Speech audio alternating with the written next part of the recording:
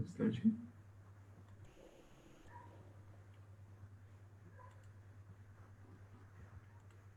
Por favor, Ive. Pronto? Boa noite, pessoal. Hoje é mais uma noite de apresentação do São Vicente Festival, com a quarta semana da fotografia de São Vicente. Essa noite a gente vai falar de um assunto bem interessante, a gente vai falar sobre a fotografia na TV. É um assunto bastante importante para fotógrafos, para quem é entusiasta da fotografia. Nós trouxemos hoje uma pessoa bem competente para falar sobre o assunto, né? Um jornalista, repórter da TV Tribuna, e ele vai falar sobre a experiência dele, o conhecimento sobre esse assunto. E antes de começar, eu quero agradecer à TV Tribuna por ter liberado o Ricardo para falar com a gente, o Rodrigo para falar com a gente essa noite aqui no São Vicente Festival.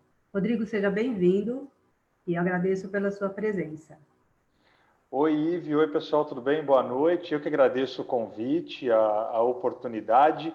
Estou no jornalismo, trabalhando com televisão desde o primeiro ano da faculdade, desde 2006, então já são aí quase 15 anos de trabalho com televisão e agradeço os professores que eu tive, né, principalmente a professora Alessandra Pereira, que sempre me incentivou a enxergar a televisão não apenas na reportagem televisiva, mas o contexto, né, me inspirando a ver muitos filmes, documentários. Consequentemente, a gente vai aprendendo também essa linguagem cinematográfica, né? Tive a oportunidade algumas vezes de gravar reportagens como cinegrafista, né, também, em alguns momentos, na época do estágio, e também como profissional. Cheguei a fazer algumas reportagens como se fosse um vídeo repórter, e o conhecimento, a técnica, né, que a gente vai dominando, aprendendo com imagens, isso ajuda e muito a contar as histórias, até porque a televisão a gente conta as histórias, os fatos com as imagens, e a fotografia tem tudo a ver com isso. Olha, que bacana, né? A fotografia, como que a gente vê a fotografia hoje na TV? Porque a gente assiste filmes, a gente assiste TV, novelas, e as imagens a gente não entende, quer dizer, a gente quer saber como que elas são apresentadas para a gente, o que você pode falar sobre isso para a gente, Rodrigo? Vamos lá, a gente pode dizer que na televisão a gente tem basicamente duas linhas de trabalho com imagens, né? Você tem a linha do entretenimento, que é a produção de séries, novelas, até mesmo filmes, já que hoje em dia você tem muitos filmes que são rodados e o material aproveitado e transformado em séries, que aí usa a mesma linguagem do cinema. E você tem a linguagem dos telejornais, que é uma linguagem mais que tem o apelo da notícia, né? Então, assim, muitas vezes no telejornalismo você não vai ver aquela preocupação total com a estética, com a fotografia, porque às vezes você tem que estar ali, você tem que disparar o REC da câmera e sair gravando, porque a imagem está rolando na sua frente, né? E aí é até engraçado porque, assim, a gente vê um monte de profissionais aprendendo várias técnicas, e muitas das vezes hoje as notícias estão chegando com a imagem do celular, com a imagem de câmeras de monitoramento, ou seja, robôs ou pessoas sem qualquer tipo de técnica que simplesmente apertam um botão e vão fazendo esse trabalho de captação de imagem. E aí, no caso, o que vale é a notícia. Então, hoje, a gente, em alguns casos, ou em muitos casos, a gente não tem aquela sensibilidade do fotógrafo, do profissional que está ali fazendo a captação de uma imagem, mas você tem a pessoa certa no lugar certo com qualquer equipamento que esteja gravando, seja uma imagem ou seja alguém com o celular ali que tire uma foto, e o que vale é aquele flagrante, né? Ainda mais nesse mundo imediatista que a gente está vivendo. Mas, e é sempre bom ter o mas, né? Não existe nada 100%, né? Até o teste de DNA é 99,9%. Então, para a gente não dizer que a profissão está extinta, ela realmente não está extinta. Podemos ter milhões de profissionais amadores por aí, né? Pessoas com celular na mão fazendo esses registros, mas tem algumas coisas que só o profissional vai conseguir captar, só aquela pessoa com conhecimento técnico vai conseguir transmitir. Eu vou até dar como um exemplo, né? Você pega aquela faixa de horários depois da novela das 9 da Globo, e o programa que tem maior audiência é o Globo Repórter. E o que é o Globo Repórter? É fotografia com imagens em movimento. Né? É um profissional com um olhar muito aguçado, que tem o domínio das técnicas de gravação, de luz, a regra dos terços, enfim, uma infinidade de técnicas que ele adquiriu ao longo da carreira. Ele coloca aquilo em prática, e aí aquele olhar dele, aquela técnica, todo aquele aprendizado é exibido, né, durante 45 minutos, 1 hora. E é justamente esse trabalho cuidadoso, primoroso na captação das imagens que dá a maior audiência durante a semana depois da novela das 9. É um trabalho de imagem, né, de fotografia. É muito interessante você comentar isso, porque eu converso com alguns amigos que fazem, inclusive fizeram faculdade de fotografia e de audiovisual, né? Audiovisual também. E eles sempre falam, não, tem um módulo de fotografia lá no audiovisual, justamente para suprir essa parte que você está falando, né? Porque o cara pode trabalhar como videomaker, mas ele tem que aprender sobre fotografia, porque ele tem que aprender luz, tem que aprender, ou seja, todas as configurações da câmera acabam sendo feitas a partir do que ele aprende numa aula de fotografia, né? Então é muito interessante você falar isso. E que nem eu comentei contigo um pouquinho antes da gente entrar ao vivo, o Globo Repórter ele é uma revista, né, cara? É uma revista, como é que eu posso dizer? Uma revista em vídeo, né? A gente vê, que nem você comentou, das imagens em movimento e tal. Então a gente acaba transportando a gente para lá, assim como muitas fotografias, né? Eu acho muito interessante você ter comentado isso, cara. Sim, inclusive tem a BBC que produz documentários incríveis, e aí você vê a que ponto que chega o profissionalismo e a preocupação com a foto, com a fotografia, melhor dizendo, com o conteúdo, né? Tá passando agora uma série no Fantástico, são 7 capítulos, né, sobre a jornada da vida, a vida no planeta, e essa série, ela levou 6 anos para ser gravada. Você imagina os profissionais lá, os cinegrafistas, os repórteres cinematográficos, parados no meio de uma selva, no meio de um deserto, com aquela parafernália de equipamentos, trocentos tipos de lentes, esperando alguma espécie de algum animal aparecer, fazer alguma coisa para eles captarem.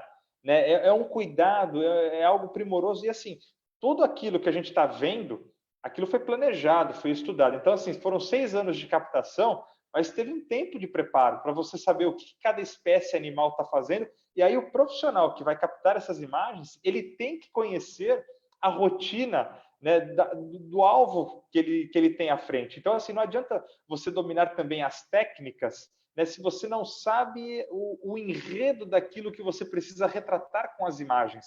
Né, você tem que ter o conhecimento. Eu brinco que, assim, em televisão a gente trabalha muito em equipe, né, e não adianta eu, na função de repórter, querer contar uma história se eu não entendo, se eu não sei qual vai ser o trabalho que o meu colega, repórter cinematográfico, vai ter para captar as imagens. E também não adianta ele sair para captar as imagens se ele não souber o conteúdo que eu vou ter no texto da reportagem.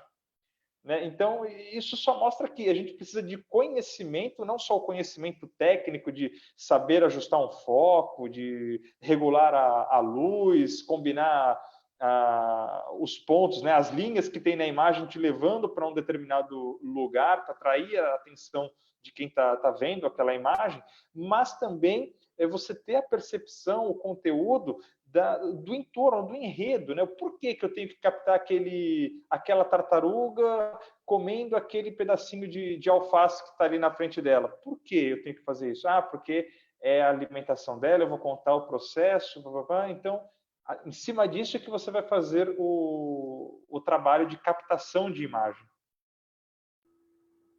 Existe todo um planejamento, né, para você. Existe a pauta. Vamos fazer um trabalho de fotografia de aves. Então, existe toda uma pauta até chegar realmente, efetivamente, no trabalho apresentado na TV. a posição de câmeras, onde vai ficar, se camuflar ou não, para poder observar o pássaro, a ave, o animal, enfim, isso tudo é um planejamento. E o resultado final a gente observa e poucas pessoas imaginam como é esse trabalho, né, que é desenvolvido por esses profissionais, né, tanto do estúdio como que vai para campo. E o resultado a gente vê que são matérias maravilhosas, são conteúdos riquíssimos que a gente fica assim imaginando que um dia talvez eu vá nesse lugar ou não, né? Mas esse trabalho ele é feito com muito tempo de antecedência, como você falou, são meses antes para poder ter esse resultado, não é isso? É e não é. Eu vou dar um exemplo. Por exemplo, esses casos são materiais que normalmente o profissional já sai com um pré-roteiro, né? Ele já tem ideia daquilo que ele vai fazer, daquilo que ele precisa captar. Claro que conta muito com a sorte, com a expertise do profissional naquele momento. Mas no jornalismo diário, nem sempre é possível ter todo esse planejamento tão longo. E eu vou até dar um exemplo que aconteceu há alguns anos. A gente estava estudando que Santos ia fazer aniversário e a gente precisava fazer uma reportagem sobre o aniversário de Santos e o que a gente ia abordar, como é que a gente ia fazer a matéria, porque todo ano a gente faz matéria do aniversário das cidades, né? Então a gente tenta sempre inovar, buscar algo diferente.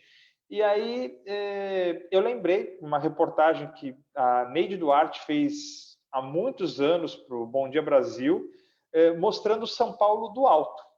Então, eles botaram 4 cinegrafistas em 4 pontos diferentes da cidade de São Paulo e, durante alguns dias, em horários diferentes, eles captaram diversos tipos de imagens, desde avião indo em direção ao aeroporto de Congonhas e desaparecendo no meio dos prédios, parecendo que ele ia bater, né? E até carro piscando, dando seta na esquina da Ipiranga com a São João, enfim, foi um trabalho pensado. Os pontos estratégicos de captação de imagem foram pensados e ela fez uma crônica em cima disso. E aí eu pensei, poxa, ela está falando, tá vendo São Paulo do alto. Aí eu falei, poxa, por que a gente não tenta fazer alguma coisa aqui em Santos, relacionando ao aniversário da cidade? E aí a gente começou a levantar informações. Santos tem em torno de 420, na época tinha 420, 425 mil moradores e tem uma área de 40 quilômetros quadrados. Isso significa que a gente precisa colocar 1.000 pessoas em cada 1 quilômetro quadrado dentro da cidade de Santos. Ou seja, ia ficar todo mundo parecendo praia em dia de Réveillon, antes da pandemia. Ia ficar todo mundo um em cima do outro, muita gente aglomerada. E aí o que você precisa fazer? Cresce para o alto. Né? E Santos virou um paliteiro de arranha-céus, a gente brinca.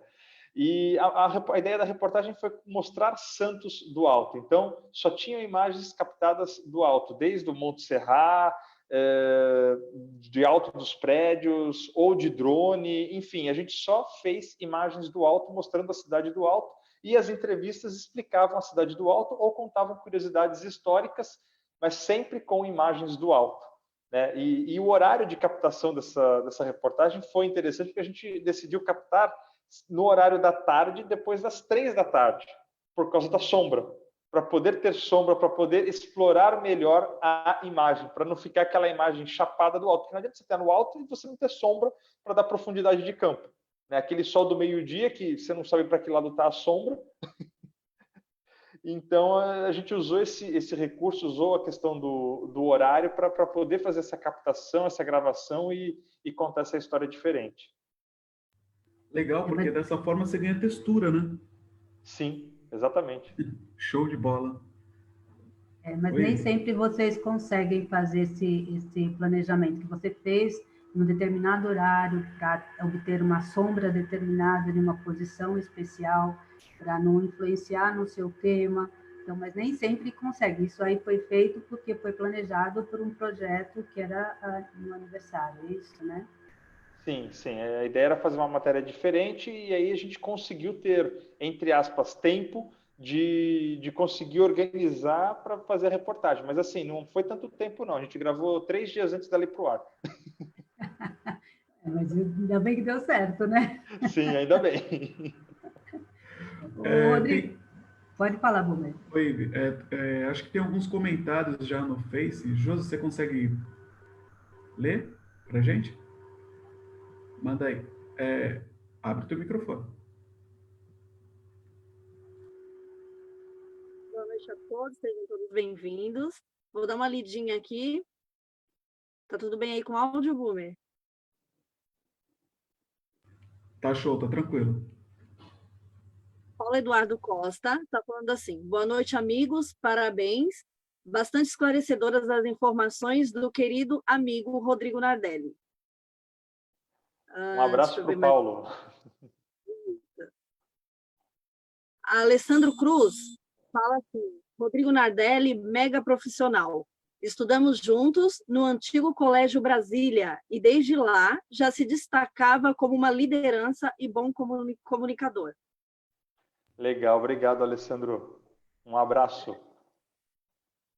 Ver se tem mais alguém. Aí o pessoal parabenizando pela sua presença, participação, mandando palminha, boa noite. À medida que surgirem novos comentários mais pessoais, aí eu já chamo para passar, tá bom?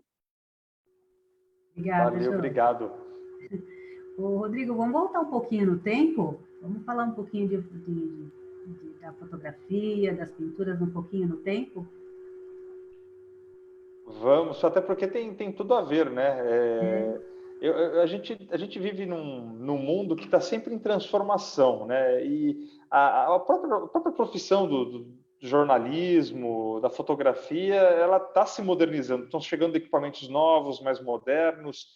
Os celulares estão cada vez mais próximos das máquinas que a gente usa. Claro que guardadas as devidas proporções, mas muito se tem avançado tecnologicamente, só que o legal de tudo isso, de tanta evolução, tanto desenvolvimento, é que a base de tudo está lá atrás e é a mesma, né? Mudam-se as tecnologias, mas o conceito é o mesmo. Acho que a grande maioria, se não me engano, dos cursos universitários, né? Logo no começo você tem o quê? História de alguma coisa, ou é história do jornalismo, é história da arte, história de algum curso, de tudo que você faz tem a história, porque os princípios básicos estão lá atrás, né? E a gente lembra, né, das cores primárias, depois as cores secundárias. A fotografia ela vem da pintura, né? A fotografia começou com a pintura, né? Os grandes profissionais, a gente tem aqui na região Benedito Calixto, que boa parte dos cenários que a gente sabe de Santos de 1800 foram registrados por Benedito Calixto, né? Com várias pinturas, várias telas mostrando o Porto de Santos ali na região do Valongo e outros lugares, né? Graças a esses pintores, esses artistas, né? Martim Afonso em São Vicente também. Não fosse esse trabalho dos pintores, a gente não teria, né? E aí essa questão foi evoluindo, mas o legal é que os pintores eles começaram com essas técnicas, né, do uso das cores, de saber que a cor ela transmite informação também, né? Não adianta você pegar e falar assim, vocês estão num fundo azul, eu estou num fundo branco que eu joguei um pouco de algumas luzes aqui para tentar deixar um clima mais não fica aquela parede chapada branca que é horrível, né? E na frente eu tenho uma luz que é uma luz puxada para o amarelo, um tonzinho de quente, para também não ficar uma coisa muito fria, né, nesse contato. E isso daí vem lá de trás, vem da pintura, da história da arte, com esses profissionais desenvolvendo essas técnicas, né? Então, a base ela é a mesma, seja para fotografia, seja para televisão. Então, quando a gente tem essa base, a gente sabe que as cores quentes elas transmitem emoções mais relacionadas a amor, a afeto. As cores mais frias deixam uma coisa mais distante. Às vezes você tem uma ou outra cor que dá uma certa sobriedade. Então, tudo isso vem desde lá de trás com o trabalho desses profissionais, esses grandes pintores, né? A fotografia ela herdou isso, a televisão herdou isso, e isso vai passando de geração em geração. Um monte de gente falou do fim do jornal impresso. O jornal impresso ainda não acabou, as pinturas não acabaram, o rádio está aí até hoje, só que assim, a gente tem reinvenções, tem podcast, o que a gente está fazendo agora tem imagem, mas se fosse por áudio também daria certo, porque o nosso conteúdo está na voz, né?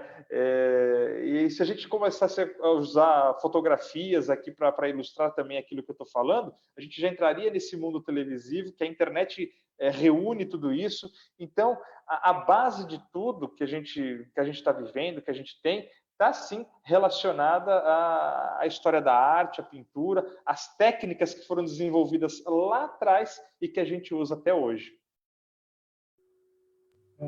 As pinturas, elas contam a história como a fotografia conta a história, né? Só mudou, como você disse, mudou a ferramenta, né? Antes era o pincel, hoje é uma câmera. Então, se a gente não tivesse essas pinturas, a gente não sabia o que tinha acontecido há alguns anos ou milhares de anos. Então, isso tudo conta a história. Isso é a mesma, traz para a gente hoje uma câmera fotográfica para contar a história para daqui a alguns milhares de anos para frente.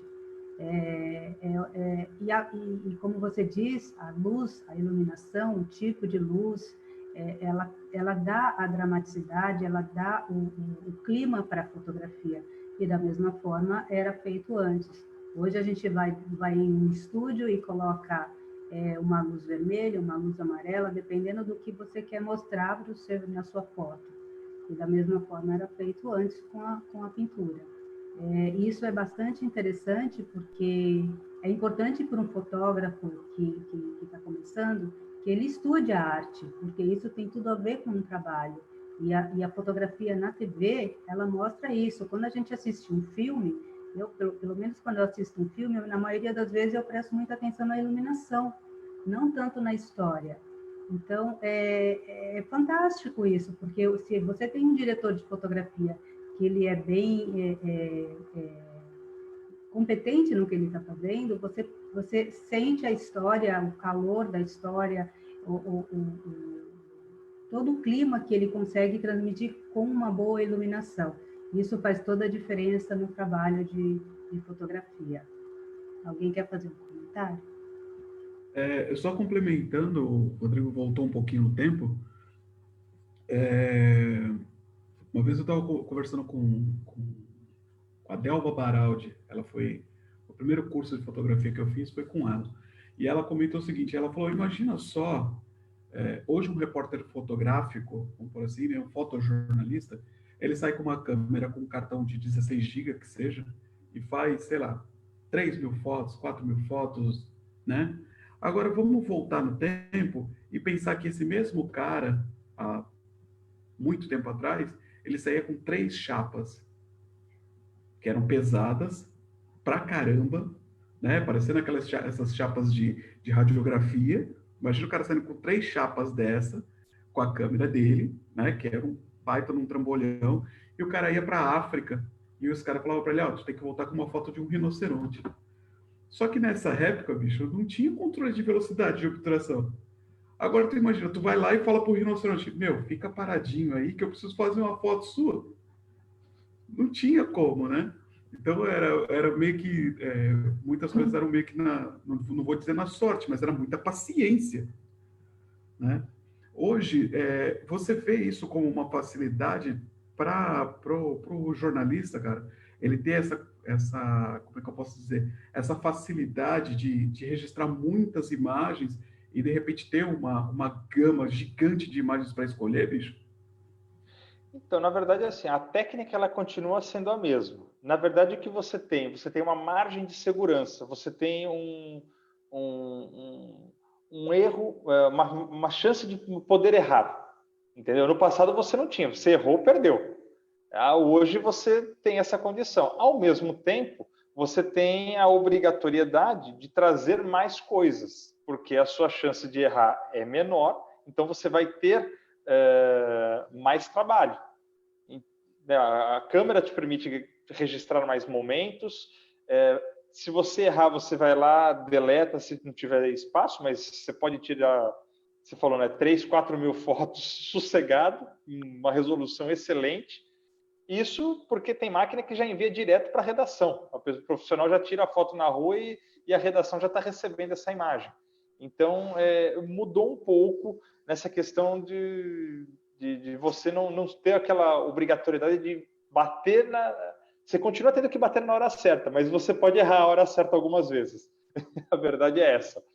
Você ganhou margem de erro, margem para poder errar. Antes você não tinha.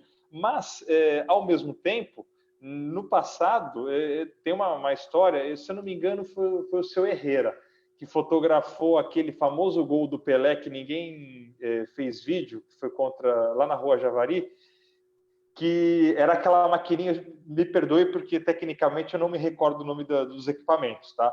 Mas eu lembro que é uma maquininha que você segurava aqui na frente e você tinha que ficar rodando para bater a foto. Era na manivela. E aí eu lembro dele ter fotografado com uma dessas 2 ou 3 lances do gol do Pelé na Rua Javari, que mostrava o começo da jogada, o chapéu e o chute pro gol. Que foi, se eu não me engano, não tenho certeza, mas provavelmente é isso, se eu não me falha a memória, mas foi com base nessas fotos que no filme fizeram a reprodução do gol. Foi com base nessas fotos e no depoimento de quem estava lá e que viu a jogada, que dizem ter sido o gol mais bonito do Pelé. E aí no filme Pelé Eterno, eles refizeram graficamente, né, com a ajuda da computação, esse gol. Aí você fala assim, é um profissional que se acostumou a não errar, a ter que dar o tiro certo e na manivela ainda. Porque ele, além de ter que se preocupar com o foco, com toda a imagem que ele estava vendo, ele tinha que girar aquela manivela, tomando cuidado para não tremer, para fazer a foto do jornal do dia seguinte. Legal pra caramba. Dentro do que você está falando, inclusive, você falou que o cara tem que voltar com mais coisas. Teve uma fala do Ivan Stort, em que ele disse que às vezes o cara vai para um determinado evento esportivo, que seja para um jogo de futebol, e não acontece o jogo de futebol. E o cara volta sem nada. E aí acontece, meu, você não trouxe nada? Não, pô, tava chovendo, mas, meu, você não tirou nenhuma foto do campo cheio d'água, de um refletor com a água passando e tal. Ele tem que voltar com alguma coisa, né, Rodrigo? Sim, exatamente. E foi até bom você ter retomado, porque eu lembrei que eu tinha esquecido de uma coisa. Eu falei que aumentou a carga de trabalho, né?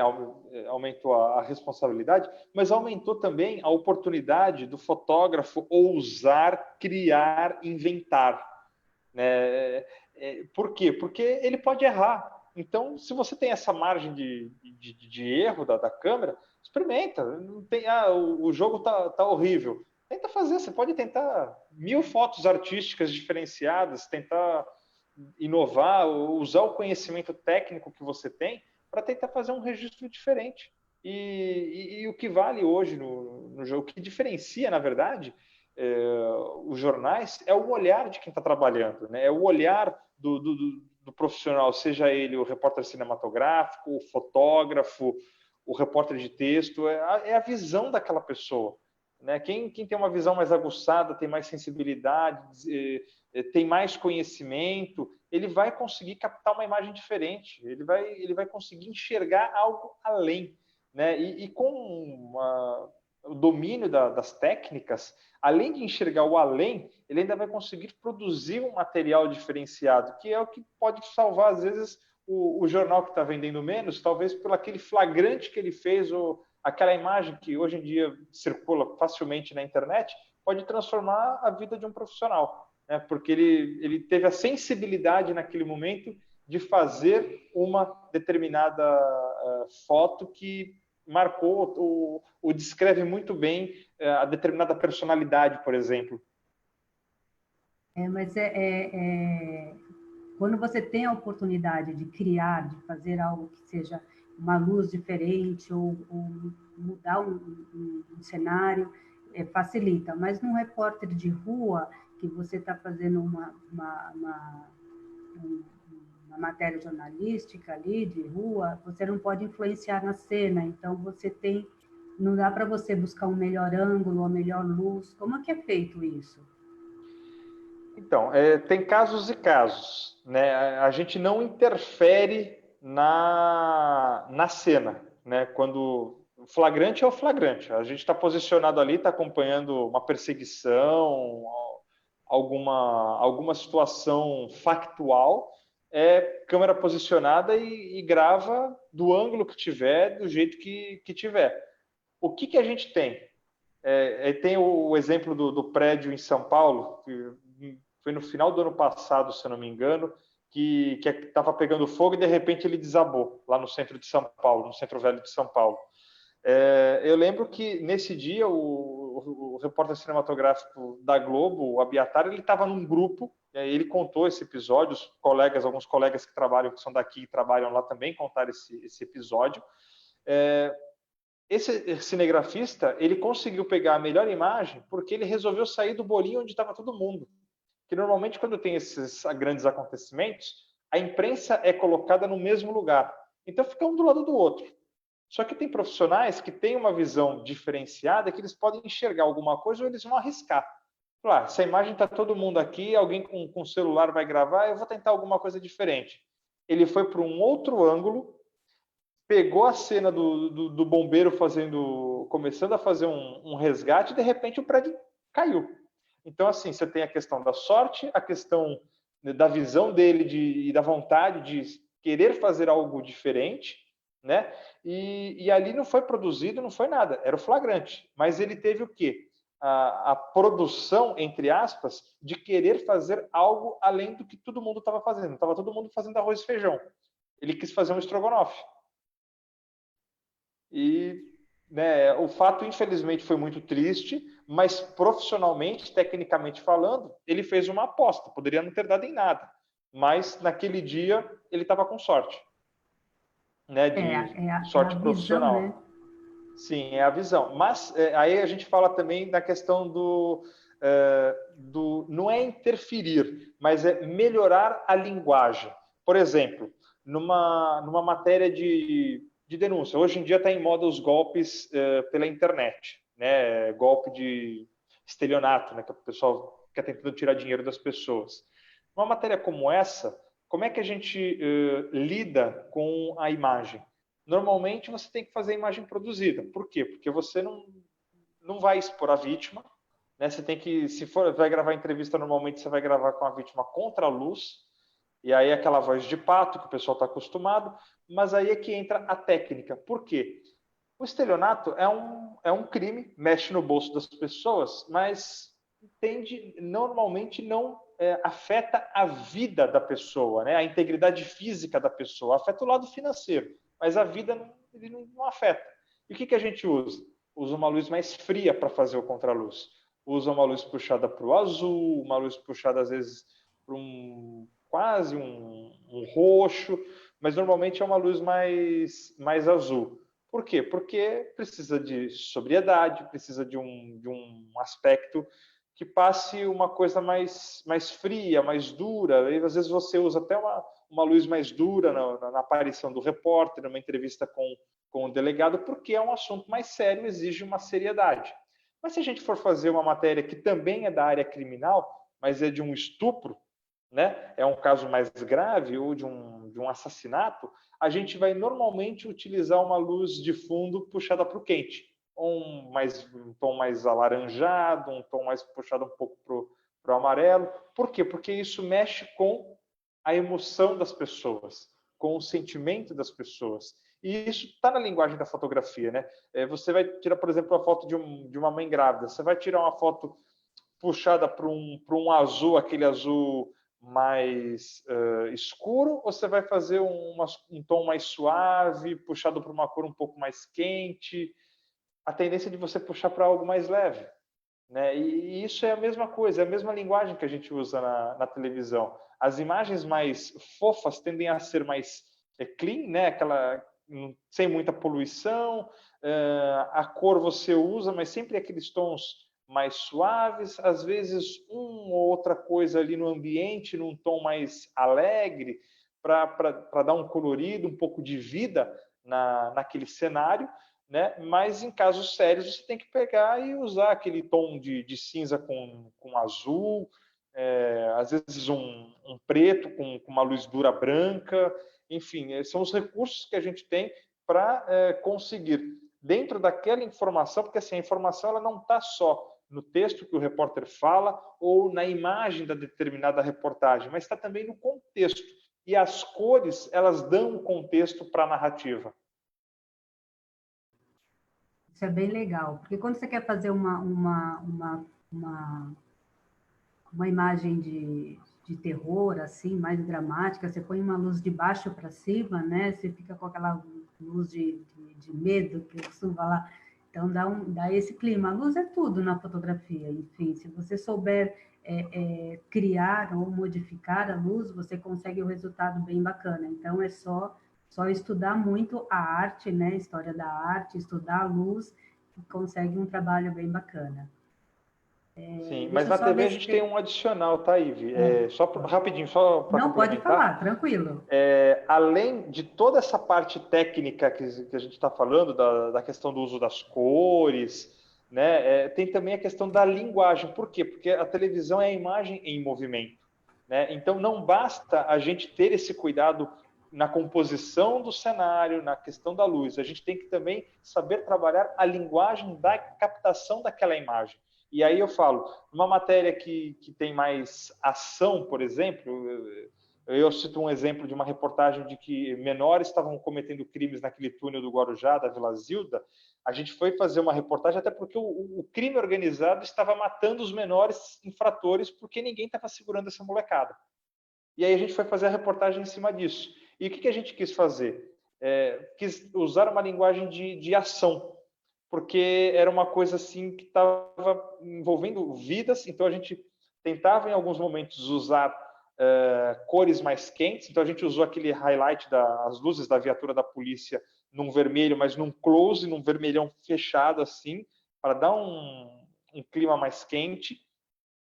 Todas as imagens durante a reportagem, elas foram feitas em movimento, e aí quem pegou para editar a reportagem ficou louco com a gente, mas tinha um porquê da gente fazer isso, porque a ideia era mostrar essa questão da ação, né, que uma ação estava levando a uma outra ação e a reportagem era inteira sobre ações que estavam acontecendo, então o tempo inteiro era imagem em movimento, câmera no ombro, dentro do carro, passando no meio da comunidade, acompanhando a polícia militar, a imagem subjetiva também, de dentro do nosso carro, gravando o carro da polícia, os dois em movimento, um atrás do outro, imagem falando, segundo delegado, que entra o delegado sem estar falando nada com a gente chama de mudinho, também imagem que saía daquele banner da Polícia Civil, ia para o delegado, voltava para o banner, com às vezes mais esquentada, e na hora da entrevista aquela luz mais seca, mais dura, para trazer a seriedade da fala.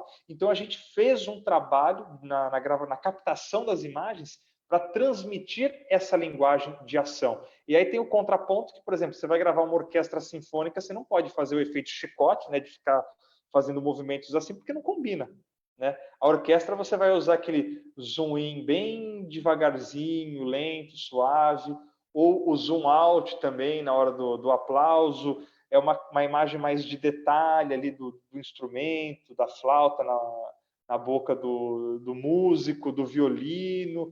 Então você tem esse cuidado também na captação e com os ângulos, né? Normalmente uma imagem fechada aqui, a gente chama de close ou do big close, aqui só quase que nos olhos, é para transmitir mais emoção. E a imagem mais aberta, ela transmite um pouco mais de tranquilidade ou de frieza. Ou então, uma imagem que é bem fria, é o famoso plano americano, né, aquele meio 3x4 assim, que é uma imagem extremamente neutra, que é que nem a foto do RG, que é uma imagem neutra. Né? Então, tudo isso a gente tem também na televisão, que foge um pouquinho da fotografia, mas os conceitos para tudo isso são os mesmos. Mas esse trabalho todo, Rodrigo, eu vejo que ele é bem dinâmico, né? Então, você disse que, retomando o que você falou, que vocês estavam na comunidade com câmera no ombro e faziam uma luz. essa luz que você fala, ela é feita na edição ou quando vocês estão trabalhando, vocês conseguem colocar esse tipo de iluminação?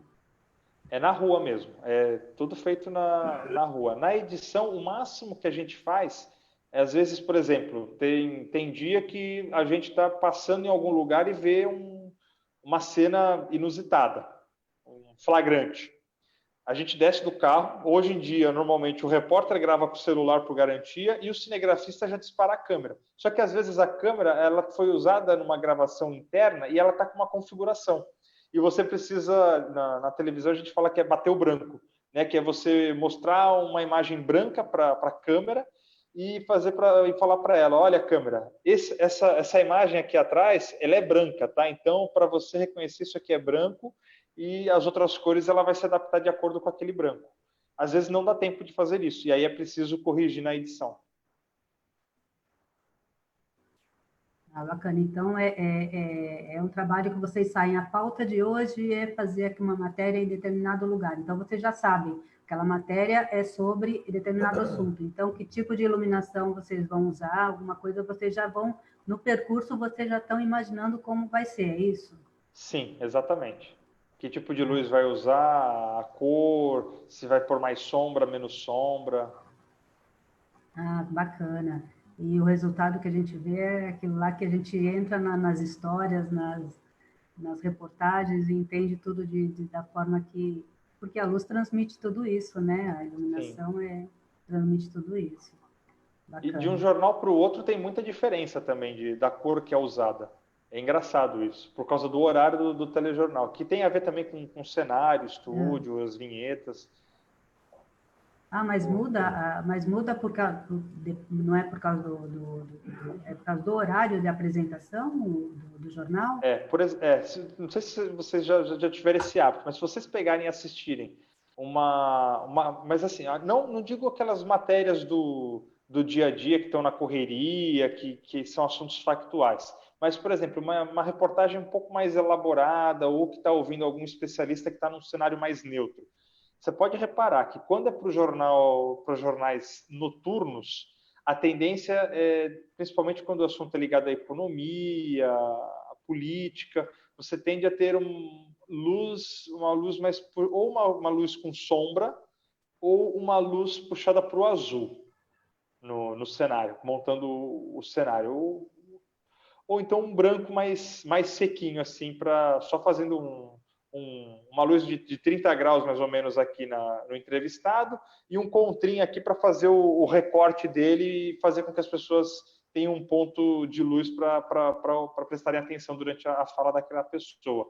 Mas se for para um jornal da manhã ou da hora do almoço, dificilmente você vai escurecer o ambiente para gravar aquela entrevista, para poder usar essa luz mais dura. Você vai tentar deixá-la um pouco mais leve, por mais que o assunto seja pesado, a tendência é de você deixar um pouco mais leve, porque de manhã e na hora do almoço são horários não mais leves, mas o dia está claro. E se você escurece muito, você foge do dia. Entendi.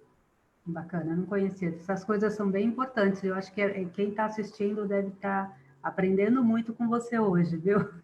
Obrigado. Oi, Bumero. Rodrigo.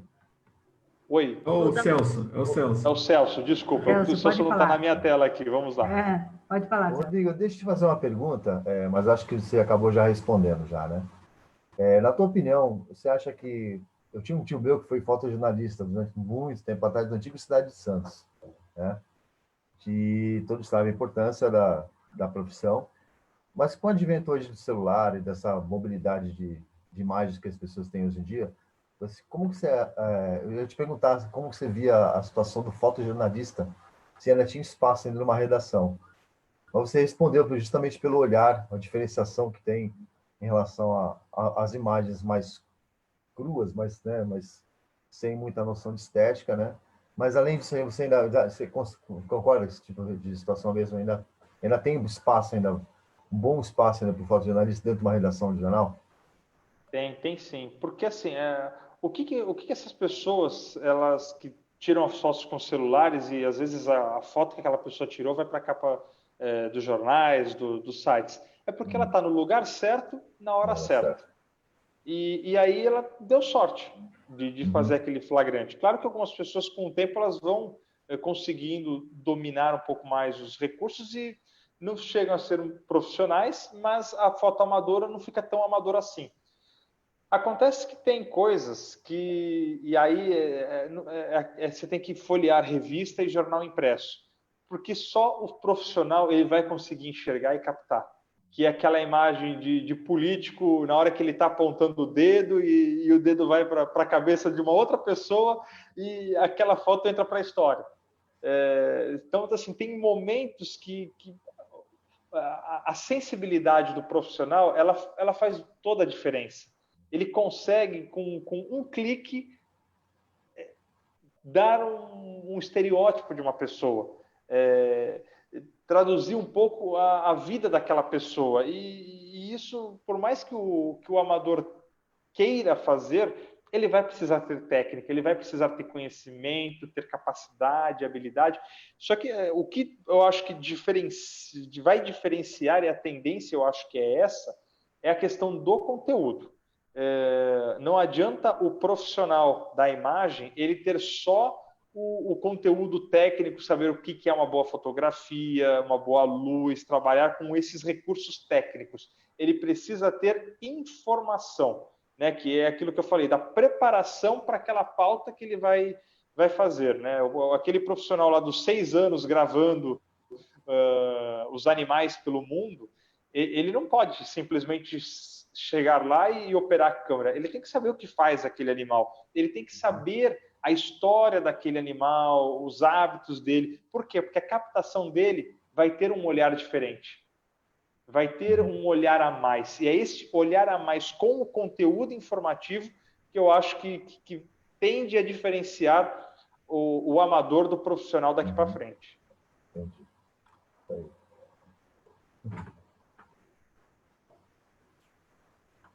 Legal. Josi, tem alguma pergunta aí? Vou dar uma lidinha nos comentários. O Marcos Cabaleiro está falando assim: boa noite. O Rodrigo, além de um baita profissional, é um cara de uma humildade ímpar. Parabéns. Valeu, Seguindo, Marcos.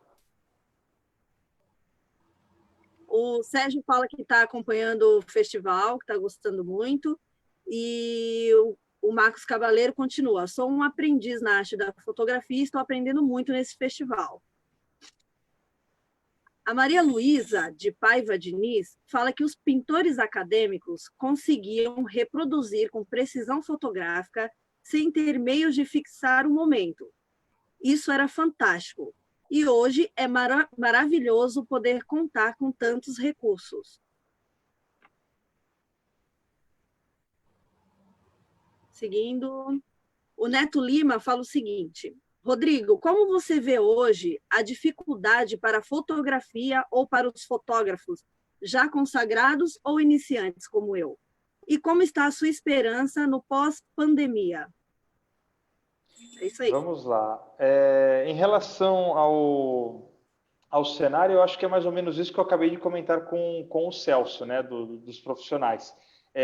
Não basta ter o conteúdo, né? Eu falo assim, eu como repórter, não adianta eu só saber a parte do texto, da apuração das informações. Eu tenho que entender a linguagem cinematográfica, a linguagem das imagens, para o trabalho sair melhor, para eu poder construir um texto em cima da imagem, para eu poder trabalhar em conjunto com o repórter cinematográfico. A mesma coisa o fotógrafo. Ele precisa entender os assuntos, ter conhecimento para poder levar aquela imagem com um conteúdo, né? Não ser apenas a imagem, por exemplo, a imagem da ressaca, né? O flagrante da onda invadindo a praia.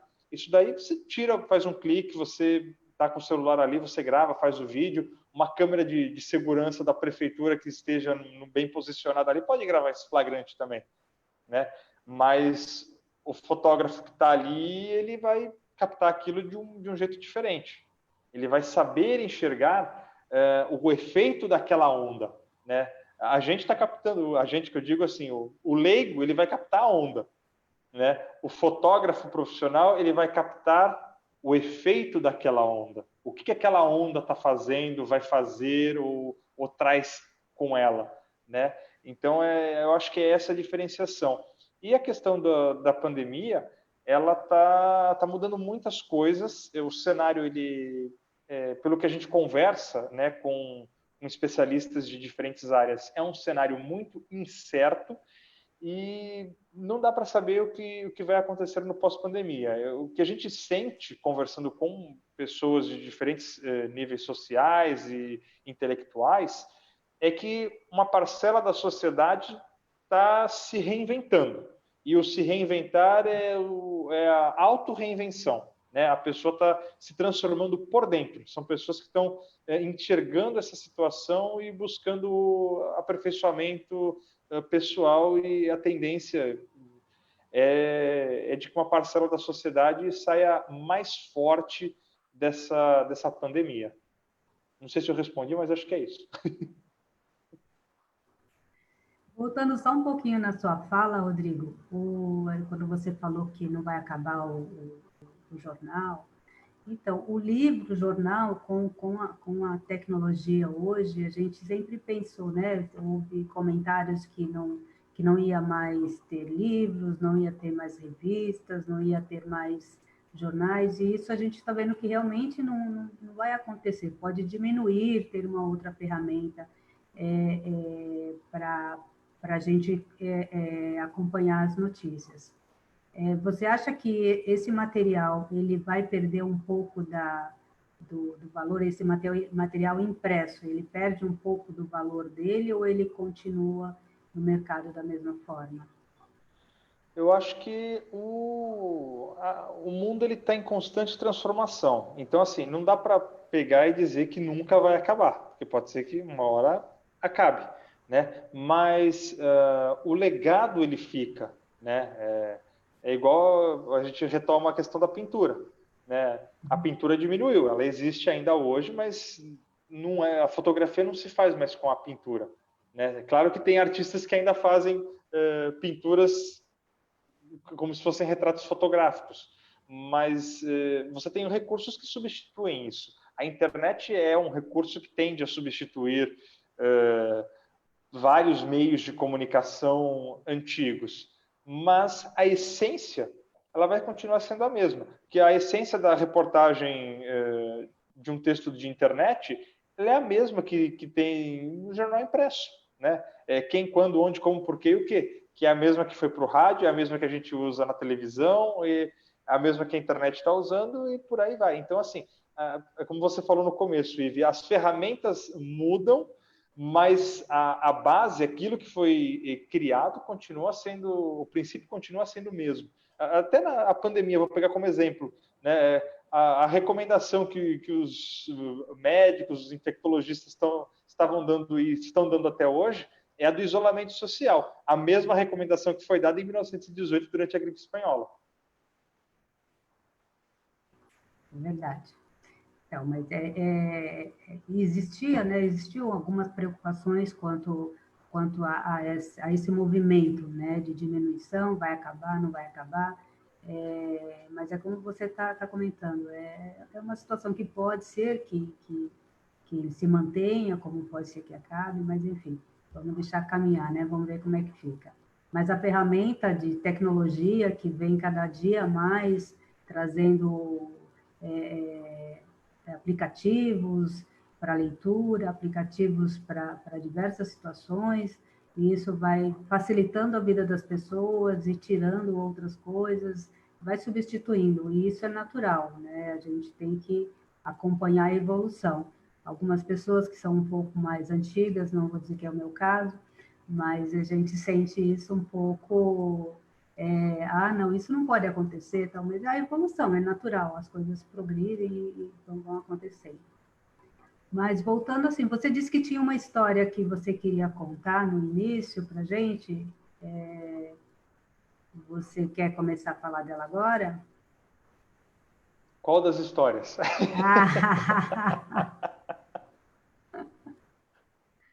Eu falei assim, eu tenho uma história para contar, então eu falei assim, então tá bom, então agora é a hora de contar aquela história. É a dos jornais, das vinhetas? Isso, exato. Então, eu tinha falado, né, da questão agora há pouco da luz diferente em algumas reportagens para os telejornais, né? O Jornal da Noite tende a ter, em algumas reportagens, uma luz mais sóbria, mais puxada para o azul, uma luz mais dura, e os jornais da manhã tendem a ter um tom mais pastel, uma luz mais suave, né? Não com menos sombra. Né? E isso tem a ver com os telejornais. Se você pegar, por exemplo, vou pegar os 4 telejornais da Globo de segunda a sexta, que é o Bom Dia Brasil, depois tem, que são de nível nacional, né? Bom Dia Brasil, Jornal Hoje, Jornal Nacional e Jornal da Globo. Você pega o Bom Dia Brasil, é um tom amarelo, meio alaranjado. A própria letra Bom Dia Brasil é uma letra mais gordinha, assim, né? Mais cheinha, mais espaçada. Isso para quê? Para trazer leveza. Você pega o cenário, é um cenário que, por mais que hoje ele esteja moderno, ele ainda mantém uma tradição de alguns anos, mais de uma década, mais de 15 anos, com certeza, que é a tradição de ter um tipo de uma madeira na horizontal no fundo dos apresentadores. Né? Isso é para quê? É o tom de casa. A gente tem madeira na nossa casa. A TV, normalmente, ela está num móvel de madeira. Então, a ideia do cenário é criar essa intimidade com as pessoas. As pessoas estão acordando. Então, é um telejornal com um tom amarelado, meio alaranjado, que é o quê? É o sol nascendo, né? O Bom Dia Brasil, o sol nascendo, aquele cenário na horizontal. Por quê? Porque as pessoas estão deitadas e elas estão acordando. Então, a linha horizontal, ela te dá essa tranquilidade, esse relaxamento, para que você não tome um susto assistindo aquele telejornal.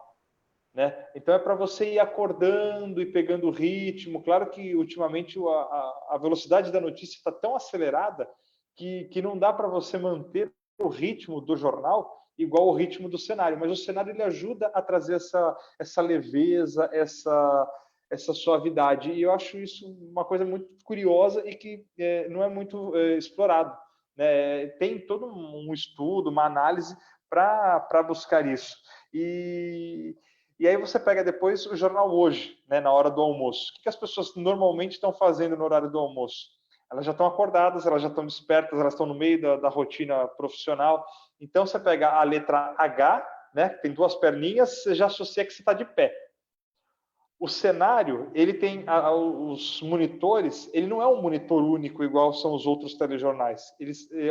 São 2 monitores, que na verdade são 6 telas, 3 e 3, que estão na vertical, igual a letra H. E essas 3 telas, elas podem ficar juntas ou elas podem ficar rodando separadamente pelo cenário. Por que vertical? Porque as pessoas estão em atividade. Ele é apresentado de pé, seguiu essa tendência agora de ficar de pé, porque as pessoas estão na rotina, dá mais dinamismo, o mundo está mais acelerado. E a letra H, na vinheta, você tem a letra H, e atrás da letra H, o pano de fundo, né, é o mapa mundi. E o curioso é que embaixo do H é a porta para você entrar. Né? Então você tem o H, a parte de baixo dele, embaixo é a entrada.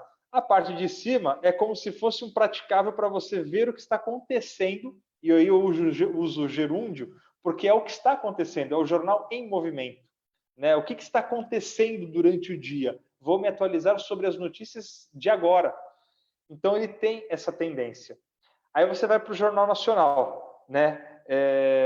Que é um jornal que passa 8, 8 e meia da noite. É um jornal que ele tem muitas linhas. Você pode observar que ele tem muitas linhas pré-definidas, nas cores azul, puxado para um azul um pouco escuro, mas não tão escuro assim. É um azul escuro, mas com brilho. E cinza, porque está de noite. O jornal Hoje tem bancada, os complementos dele são brancos. Né? E o Jornal Nacional ele tem a bancada num cinza, ele tem os traços em azul, e ele está dentro da redação, ele interage com a redação. Por que ele interage com a redação? Para aproximar as pessoas e as pessoas saberem que aquele jornal ele está sendo feito também. Ele está no ar, mas se acontecer alguma coisa de última hora, tem gente trabalhando que vai levar essa informação para quem está assistindo. E você tem ainda a questão do uso das cores para dar sobriedade, credibilidade. As linhas, né, elas são linhas muito determinadas, muito firmes. Isso dá a ideia do quê? De organização. Então, é aquele jornal que está vendo assim, olha, você que está chegando agora em casa, preste atenção, porque a gente vai trazer agora o resumo das principais notícias do dia no Brasil e no mundo. O que de mais importante aconteceu, a gente vai trazer agora. E aí a gente tem, por fim, o Jornal da Globo. Que o Jornal da Globo ele é muito curioso, porque é um azul escuro opaco, ele não tem brilho. E se vocês repararem, o fundo que está atrás do JG, né, na vinheta, ele é todo cheio de pontinho. Esses pontinhos são pixels. A ideia de reprodução de pixel. E o que é muito legal é que ele deriva do movimento impressionista, né, que trabalha muito com a questão da pigmentação na formação da imagem. E ele tem dois objetivos desses pontinhos. O primeiro é que ele está transmitindo, ele está querendo reproduzir uma televisão mesmo. Ali é uma televisão, são pixels que estão aparecendo para você. Mas você está vendo esses buracos, por quê? Porque do mesmo jeito que no impressionismo, a ideia era fazer com que as pessoas enxergassem aqueles pontinhos, uma figura naqueles pontinhos, né, exercitasse o cérebro. O Jornal da Globo tem essa proposta, é um jornal mais analítico. Então, você precisa ter essa composição para você, como é que se diz? Pegar o espírito daquele jornal, para você não dormir. Você precisa daqueles pontinhos para o teu cérebro estar trabalhando, para estar processando as informações que você está recebendo. E o cenário é esse tom azul mais escuro, mais sóbrio, primeiro por causa do horário, que você está na madrugada, segundo porque também é a transmissão, é um conteúdo mais denso, então ele vai transmitir a densidade desse conteúdo, né, mais analítico, por meio da cor. E aí você tem a questão da composição das trilhas. A trilha da manhã é uma trilha mais leve, a trilha da noite é uma trilha mais pesada, e tudo isso compõe, porque na televisão, além da imagem, tem o som, né? O som também tem as suas cores. Então, tudo isso é trabalhado para transmitir o conteúdo de uma forma harmônica, harmoniosa, né, para o telespectador. Isso é importante ter essa harmonia, porque da mesma forma que quando um fotógrafo prepara uma exposição, ele se preocupa em mostrar aquela imagem para o observador. Da mesma forma, a televisão, ela tem, como você está descrevendo, ela tem que se preocupar com a apresentação da luz, a apresentação do cenário, e tudo isso que você está falando, para mim, muita coisa é novidade. Eu acredito que para muita gente também, porque essa preparação do cenário, como você está falando, porque de manhã as pessoas estão acordando, depois tem a hora do almoço, depois tem a noite, tudo isso é preparado para o observador, para prender o observador, porque se você inverte isso, coloca algo que é da tarde na manhã, provavelmente não vai ter essa mesma aceitação pelo público, né? E justamente por essa composição toda, essa harmonia toda que você acabou de dizer, que é bem bacana. Isso é importante para o só uma perguntinha. Rodrigo, esse padrão, eu nunca... Olha que eu vejo jornal há anos, eu nunca tinha parado para reparar essas coisas todas, né? É até interessante. Mas diz uma coisa, esse é o padrão da Globo ou é um padrão do fotojornalismo em geral, do jornalismo em geral? É uma padronização já recorrente ou não? Então, na verdade, são profissionais da arte, de criação, né, junto com o departamento de engenharia, que desenvolvem isso. Mas o pessoal da arte, eles é um pessoal que estudou, né? Eles têm esse conhecimento técnico e eles colocam em prática. A questão é a maneira como você encara essa parte teórica, né? Você tem exemplos de algumas outras emissoras que você assiste alguns jornais que são cores muito chamativas, ou é um ambiente que você põe o jornal dentro da redação, mas não tem aquela mesma harmonia, tá um azul escuro com preto. assim, às vezes não dá química. Entendi. Né? E aí eu não estou falando isso porque trabalho numa empresa que faz parte do grupo, mas a gente tem essa preocupação, sem querer fazer propaganda, mas tem uma plataforma online para todas as afiliadas do Grupo Globo que se chama Uniglobo. E lá tem vários profissionais da própria Globo que dão cursos online para o pessoal das afiliadas. Agora, com a pandemia, os presenciais pararam, mas eu participei de alguns cursos presenciais que eles passavam essas informações. Se trocava figurinha com profissionais que trabalham no Fantástico, no Jornal Nacional, no Jornal da Globo, e eles têm esse conhecimento.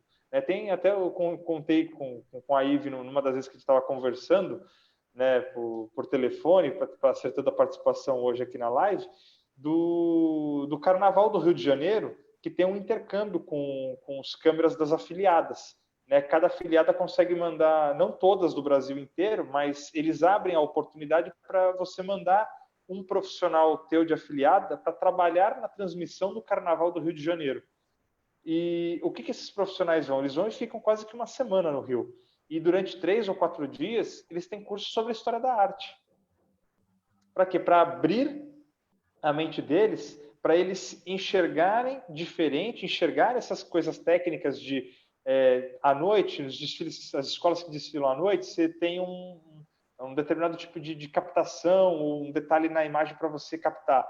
Nas escolas que vão desfilar quando já estiver amanhecendo, se por um acaso já estiver claro, você tem que buscar um outro ângulo, porque a luz pode incidir, pode interferir, enfim, uma série de motivos. Então, lá eu sei que tem essa preocupação em buscar essa harmonia, essa questão da imagem profissional, né? Porque se é para você pegar e botar a câmera e fazer um cenário, você fala para qualquer pessoa ir lá, montar um cenário, jogar qualquer luz e está feita a coisa. Só que não, às vezes você tem muitos casos que a pessoa não consegue ficar muito tempo assistindo determinado programa, em determinado canal. Por que acontece isso? Porque às vezes aquelas cores, elas te incomodam. Às vezes você não consegue ficar muito tempo olhando para um cenário que ele carrega muito no vermelho, né? Ou é um cenário muito escuro, muito... às vezes tem gente que não consegue, ou então um branco excessivo. Então, tudo isso ele faz parte, né? Não é só o conteúdo informativo, mas a imagem que envolve esse conteúdo tem muito a ver. E aí você inclui o cenário, a vinheta, a trilha, as cores usadas durante as reportagens, tudo isso interfere muito. É bacana isso, porque tem que existir essa harmonia mesmo, né? Não só a luz, a composição, a música também, isso tudo influencia para manter a harmonia na imagem, na matéria, enfim. Josi, tem perguntas para vocês? Tem sim, bora lá. Seguindo, a Jerusa Faria fala que está amando a programação, que está show.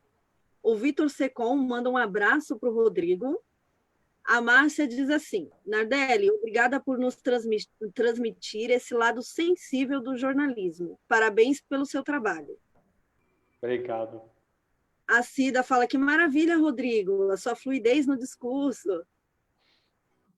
A Joseni faz uma pergunta. Hoje, com a internet e as empresas tipo NET, Amazon, Globoplay e etc., podem ameaçar a programação da rede televisiva tradicional? O que você acha? É tudo muito relativo, assim, não dá para cravar absolutamente nada. O que, na verdade, a gente pensa é na questão do conteúdo, né? Tem a televisão, a internet hoje, a pandemia deixou isso muito evidente, ela não é acessível a todos, diferentemente da televisão, que é acessível a praticamente todos os brasileiros. Né? Então, durante algum tempo ainda, a televisão deve reinar. É que a gente vive num mundo mais digital, em que a gente tem muita facilidade com a internet. Mas tem vários lugares do Brasil e em outros países que você não tem uma internet de razoável para boa. São poucas pessoas, às vezes, que têm acesso. Tem muitos lugares do Brasil que o telefone só funciona às vezes por satélite, ou você tem uma operadora que opera por lá, e às vezes o pacote de dados, por ser uma área longe, que só tem uma antena, não compensa para a operadora investir, então é uma internet meia boca. Enfim, tem muito ainda que se avançar nessa tecnologia da internet para que ela possa realmente reinar. Mas eu acho que tem espaço para todo mundo, né? A tendência é de que as pessoas elas tenham tudo na palma da mão no celular.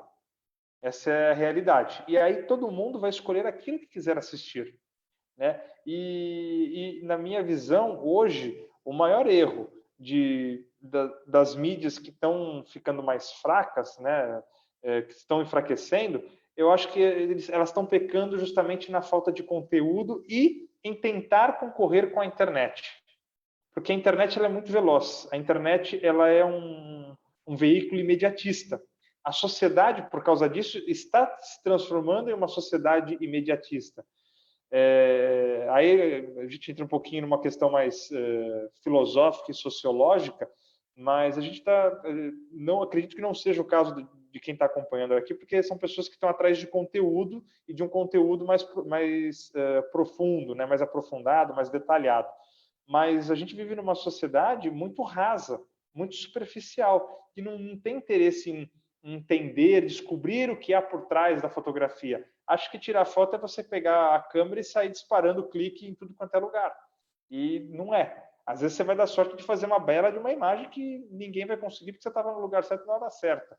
Mas não é a imagem ideal, né? Não é o conteúdo que as pessoas tendem a esperar. E justamente por causa dessa superficialidade que a internet está ficando cada vez mais veloz, porque qualquer coisa você já posta e está disponível, está no mundo, né? Um mundo virtual, mas está disponível. E você, às vezes, abre margem para muitos erros e muitos veículos tentam concorrer com a internet. Eu acho um erro concorrer com a internet, porque você tem que ser opção, né? Aí, voltando para o lado da televisão, quais são os programas que dão mais audiência? São aqueles que se contrapõem àquilo que está sendo oferecido pela que tem maior audiência.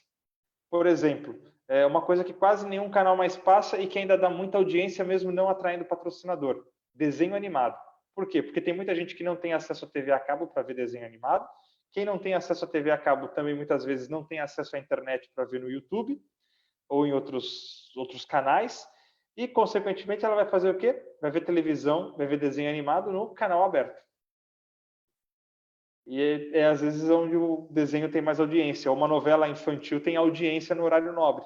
Por quê? Porque não tem programação infantil naquele horário. Então é a questão do conteúdo, propor alternativa para o público, né? Televisão é hábito. Então as pessoas sabem que naquele horário, naquele canal, ela vai assistir tal programa. Só que se você mudar muito a ordem dos programas, você vai começar a se perder no horário e você vai deixar de ser, às vezes, fiel, porque aquele horário não está batendo com a sua realidade, ou você se perde, você se cansa, e aí você busca outra coisa para fazer, né? Então, isso também faz parte do conteúdo. É bem bacana isso, né? E a preocupação de manter essa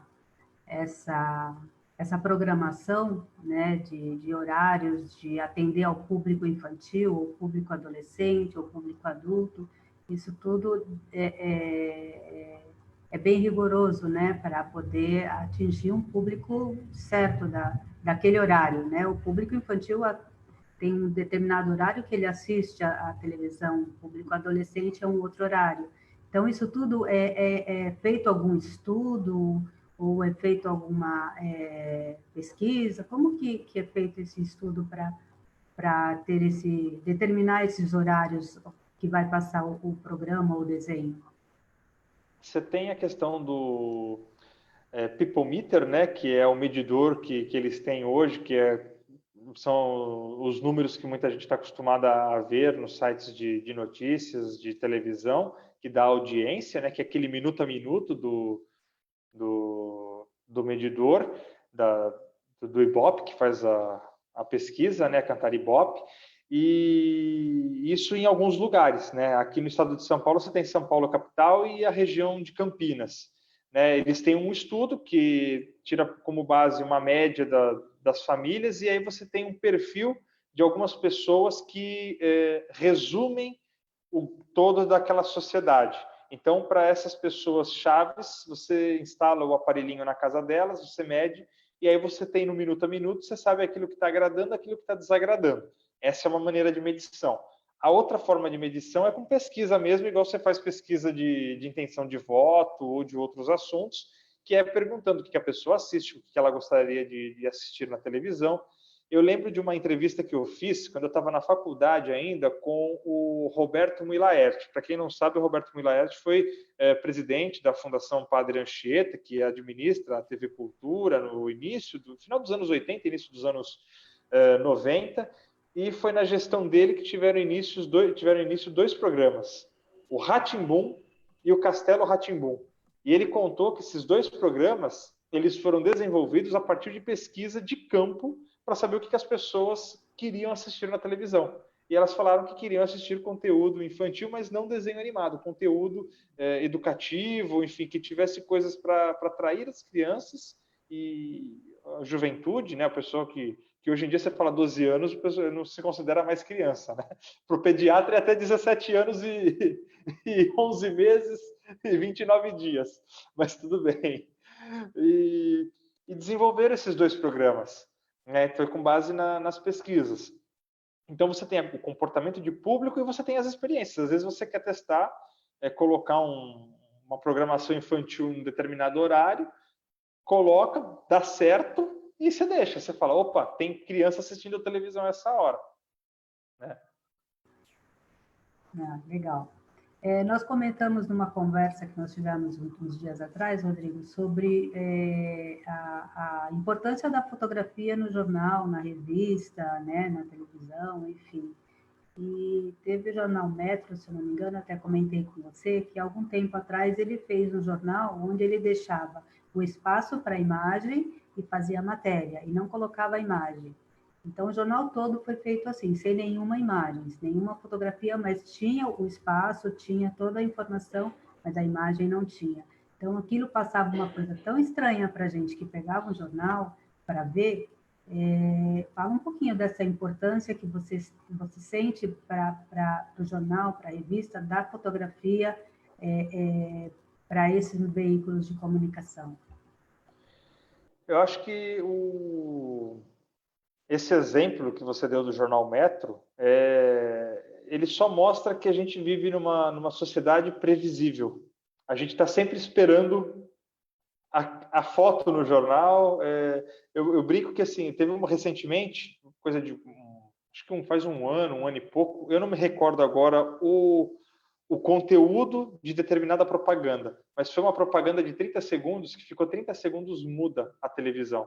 Não tinha som nenhum na propaganda, foi silêncio total. E o que, na verdade, o jornal fez foi justamente isso, ele silenciou as imagens, né? E a gente vive numa sociedade tão acelerada, está numa rotina tão frenética que você sabe que você vai abrir o jornal, vai ter aquela foto, tal, e você sabe que na televisão você está escutando alguma coisa a todo instante, que quando vem algo diferente, aquilo vai te chamar a atenção, é aquilo que vai te despertar. E o que te despertou? Foi que não tinha foto. Por que não tinha foto? Algum motivo tinha, né? Eles queriam transmitir alguma imagem sem foto. É alguma notícia, é alguma informação que estava ali com a ausência da foto. Do mesmo jeito que aquele comercial de 30 segundos mudo queria também transmitir uma informação. Pena que minha memória não ajuda a lembrar o que era. Mas ele transmitiu uma informação. A informação que eu absorvi daquele dia foi que a gente precisa parar. Eu só parei para prestar atenção porque ficou mudo. Aquilo me gerou estranheza. E aí a gente pega... eu vou pegar um histórico de algumas reportagens que eu fiz e que chamam a atenção. As reportagens que eu já gravei e que mais marcaram em termos do público vir comentar, de receber elogios ou das pessoas comentarem que gostaram, que ficou diferente, foram reportagens que deu tempo de fazer algo pensado e ousado. Eu vou dar um exemplo de uma reportagem que eu fiz há 2 anos, quando aumentou muito o preço do arroz. Do arroz.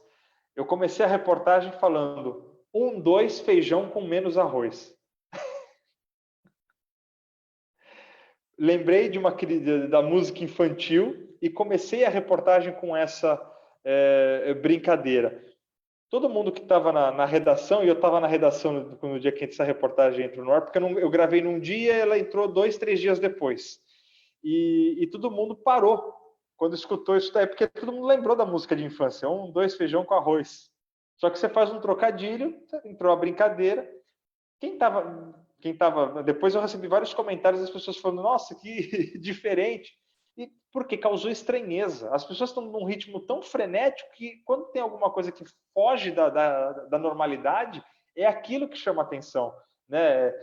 O dia que você tem uma notícia trágica, aquilo chama atenção. As pessoas vão para frente da televisão, elas vão querer consumir aquele conteúdo, aquela informação para saber o que está acontecendo. Né? É a estranheza, é o diferente. O que é a página em branco, o espaço em branco no jornal? É a receita de bolo da época da ditadura, é a transmissão de alguma informação que a gente não está absorvendo no dia a dia. Né? É a produção do quê? Do intelecto nosso. Né? A gente precisa trabalhar o nosso cérebro. A gente está tão acostumado a receber tudo mastigado com a internet que às vezes a gente esquece de parar para pensar. Muitas vezes as pessoas olham uma fotografia e não leem a matéria, que a fotografia já está ali, essa matéria me interessa ou não me interessa.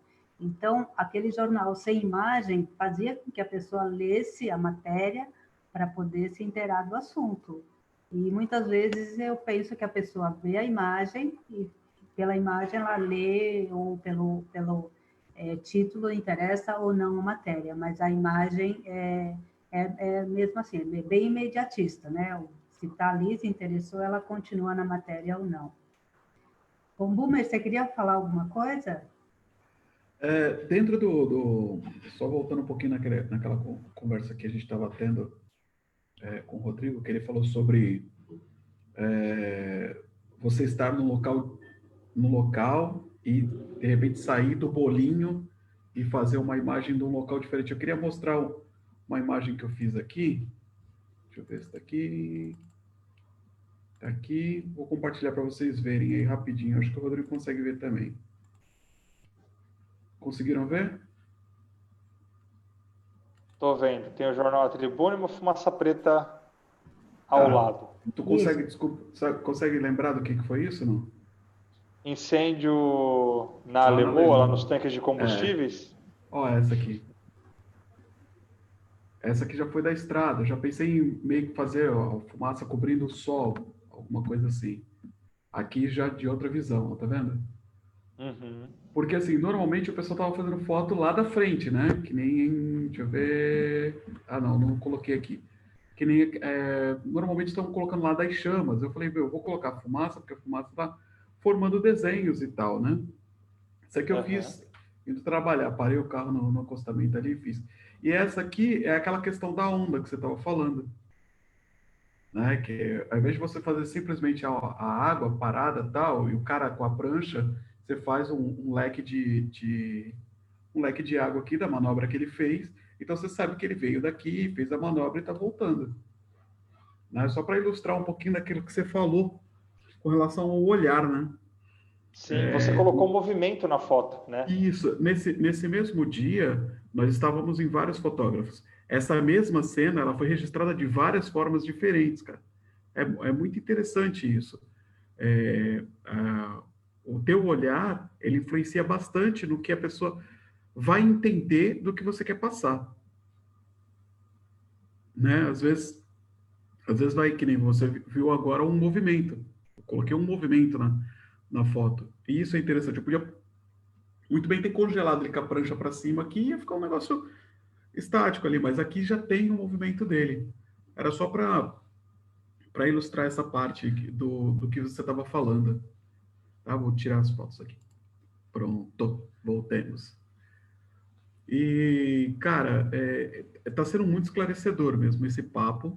Tá sendo muito legal, porque, assim, que nem você começou a falar de algumas coisas com relação à luz do jornal e tal, coisas que a gente não presta atenção no dia a dia, né? A gente não costuma prestar atenção.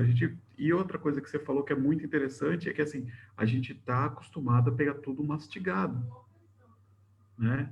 Ah, aconteceu outra coisa. O cara manda um vídeo lá, aconteceu isso aqui, aí manda um vídeo já, então já foi, né? Não tem como é que eu posso dizer?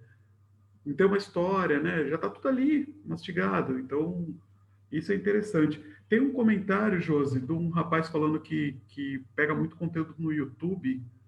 Não sei se você pegou aí.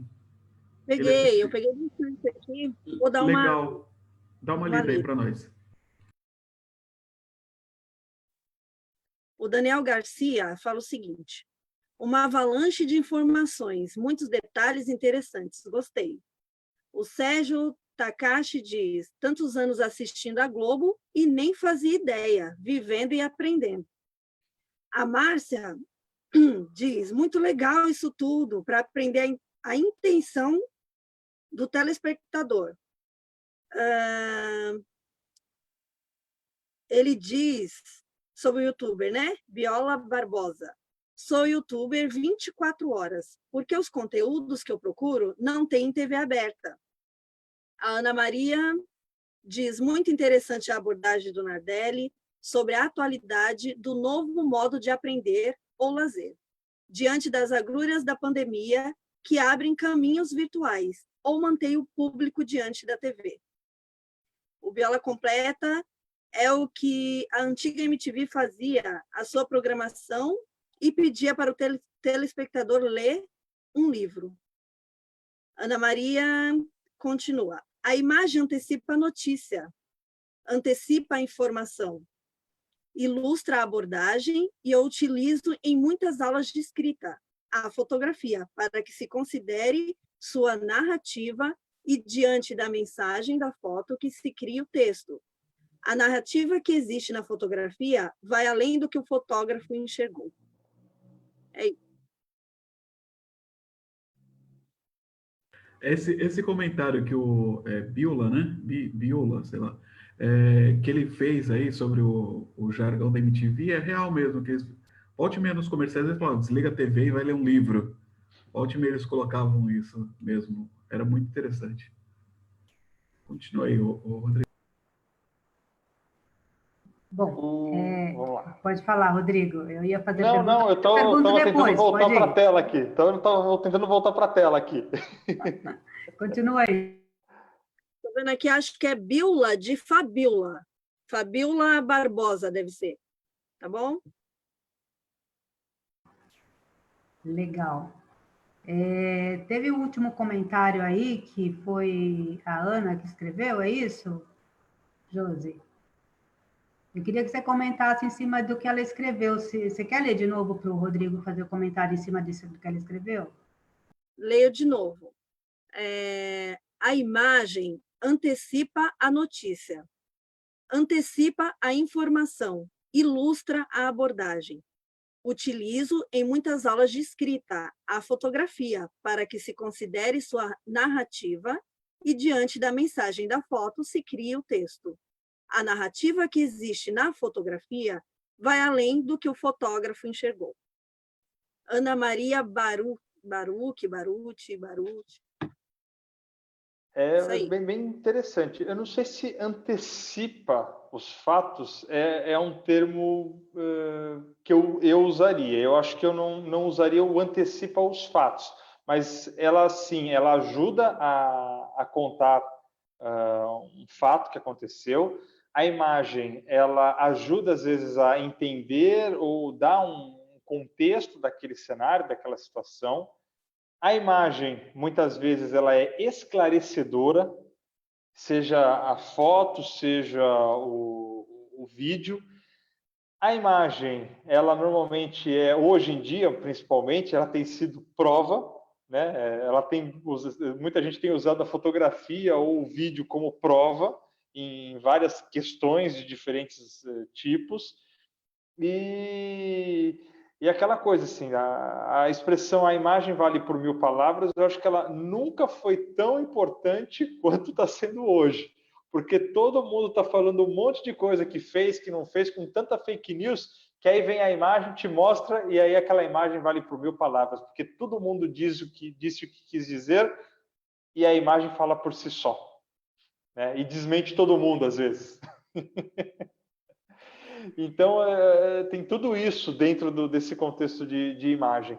E o papel do jornalista, do repórter cinematográfico, do fotojornalista, é o de retratar os fatos. E retratar os fatos nada mais é do que contar a história. Né? A gente teve o caso de uma embarcação que apareceu na praia de Santos, né? Ela voltou a aparecer recentemente, ela já tinha aparecido em 2017, as primeiras estruturas. Aí o vai e vem da maré fez com que mais areia saísse e aumentasse a visibilidade daquela estrutura. Os pesquisadores afirmam que é um veleiro inglês chamado Kestrel.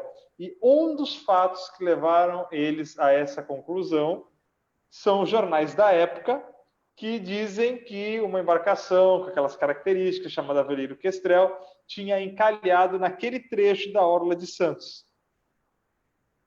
Olha aí a importância do fato jornalístico. Né? Uma foto, né, daquela embarcação encalhada e a foto do navio afundado ali hoje poderia talvez dar a dimensão do que aconteceu. Ele afundou, aumentou o nível de areia, aumentou o nível do mar ou não? Diminuiu o nível do mar para aquela embarcação ter encalhado ali onde hoje é a faixa de areia? A foto, naquela época, se tivessem tirado uma foto, né, no século retrasado, quando aquela embarcação teria encalhado, ali a gente teria essa comprovação. Talvez hoje, aquilo que a gente está contando e está sendo armazenado na internet, nossos netos, nossos bisnetos, né, vão estar aprendendo, vão estar usando como recurso para relembrar alguma coisa que a gente está vivenciando hoje, por exemplo. Pegando esse gancho do que você está falando, essa história das pessoas, a gente até havia comentado, né, Rodrigo, que as pessoas entendem da forma que ela quer a mensagem, né? Teve a foto daquele fotógrafo que virou uma história, até um filme, que ele fez a foto da criança e do abutre, né? E essa foto ganhou até o prêmio Pulitzer, é isso. E ele teve uma vida muito triste, porque ele foi praticamente condenado pelas pessoas, porque ele não, em vez de fotografar, ele não socorreu a criança, porque o abutre estava ali para comê-la, né? Só que as pessoas não sabiam o contexto, porque viram a foto, simplesmente. Só que a história era diferente, ele estava lá e em volta dele estavam os pais da criança e muito mais pessoas. E ele fez a foto da criança, mas ele não tinha o objetivo de salvá-la, porque ela não estava em perigo. Ele estava ali com um avião da ONU para poder levar alimento para aquelas pessoas, inclusive para aquela criança. E segundo a história conta, essa criança morreu muitos anos depois, adulta já, de um problema de saúde. Mas é o que você está falando, as pessoas entendem da forma que ela quer a imagem, né, que é transmitida através da televisão, da revista, do jornal, de exposição, mas é sempre importante buscar o contexto certinho da história. É isso? Isso, e só para complementar isso que você falou, na verdade, esse entendimento, na verdade, ele não é só a pessoa, ela busca entender do jeito que ela acha que é. Isso faz parte do repertório dela, né? Do que ela aprendeu durante a vida. Uhum. A formação que ela teve, se foi uma formação mais conservadora, uma formação mais pluralizada, né? Se tinha algum tipo de viés ideológico, enfim. Foram experiências que essa pessoa trouxe ao longo da vida e ela vai ler, vai receber aquela informação e vai interpretar do jeito que ela tem de conhecimento sobre o mundo naquele momento, né? Exatamente. Aí está a imagem da criança e do abutre, Só que da onde está o fotógrafo, atrás dele tinha uma fila enorme, segundo conta a história, enorme de pessoas que estavam esperando para pegar o alimento que o avião estava entregando para eles. Inclusive, o pai dessa criança estava ali, os pais estavam nessa fila também. Então, o fotógrafo não estava ali só fazendo isso. Mas, enfim, é uma história, como hoje também acontece, enfim, mas vale a pena conhecer bem a história por trás dela. E é o que você falou, né? Tudo vai da cultura, tudo que assistiu, tudo que leu, a bagagem cultural que a pessoa carrega, né? Sim, a convivência até com as pessoas, né? Com amigos, com a família, tudo isso influencia na análise, na interpretação não só da notícia, mas de diferentes situações da própria vida mesmo, né? Exatamente. Inclusive, fizeram um filme contando a história, né? Assim, chama-se Repórter de Guerra, que é muito interessante. Agora, tem um outro filme, só falando de fotografia, assim, tem um outro filme que eu gosto muito, inclusive eu comentei com o pessoal do Frame para a gente assistir, chama-se A Vida Secreta de Walter Mitty, que é muito interessante para quem gosta de fotografia também, é uma boa dica aí para dar uma assistida e prestar atenção nessa parte de fotografia do filme. Aliás, o filme todo conta uma história sobre uma fotografia, mas é muito interessante. Bom, é isso. Alguém tem mais alguma pergunta, Josi? Está tranquilo? Tem um comentário. Vou dar uma Fala aí. lida. O Maurício Gomes de Oliveira fala o seguinte: tudo é muito bem pensado nos telejornais da Globo, como o Rodrigo mencionou. Fazendo uma analogia com as redes de supermercados, tudo é colocado no lugar certo e estratégico para fazer o consumidor realizar a compra.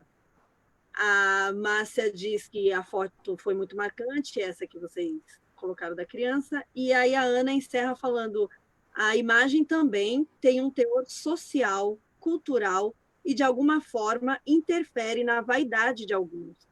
Com as selfies, todos se julgam fotógrafos, todos são bonitos, todos sentem necessidade de registrar onde estiveram e com quem estiveram, o que comeram e etc. Encerramos nele. Mas é isso mesmo. Bom, alguém que quer fazer mais alguma pergunta? Vamos para o encerramento. Rodrigo quer fazer mais algum comentário? Eu só queria deixar avisado que eu coloquei o link dessa matéria da foto lá no Facebook para o pessoal dar uma olhada depois, se quiserem. Bacana, bacana. Que é bem bacana a história, o filme conta a história dessa fotografia, né? Do Kevin Costner, a história dele desde que ele começou na fotografia até o final da vida dele. É uma história triste, mas é uma história interessante. Vamos para o encerramento, então? Bora. Você que manda. Que a gente está aqui há quase 2 horas já falando. Bom, eu queria primeiro agradecer a TV Tribuna novamente por ter liberado o Rodrigo aqui para vir bater esse papo gostoso com a gente. Eu espero que tenhamos outras oportunidades para conversar de novo. Agradecer a equipe que está aqui com a gente, a equipe do Frame, do festival. Rodrigo, valeu, muito obrigada. Você tem um conhecimento assim vasto. Acho que todo mundo que está assistindo aqui aprendeu muita coisa e ficou com aquele gostinho. Quando vai ter outra vez, sabe? Quando o Rodrigo vai voltar para falar? Então, assim, valeu muito e assim eu fico muito feliz com a sua participação e vamos aguardar a próxima. Legal, e eu que agradeço o convite, a oportunidade, espero ter contribuído de alguma forma, porque eu acho que o conhecimento a gente vai adquirindo, cada um na sua área, com as suas experiências, mas o mais legal de tudo é a gente poder transmitir esse conhecimento, né? Compartilhar. Então, não sei, tenho muita coisa para aprender ainda, é que trabalhando a gente vai adquirindo algumas experiências, tendo bons professores e profissionais em volta que ajudam a gente aprender algumas coisas. Um pouco do que eu falei aqui é um pouco da convivência mesmo que a gente tem no dia a dia do trabalho, com colegas que me ajudam sempre na formação.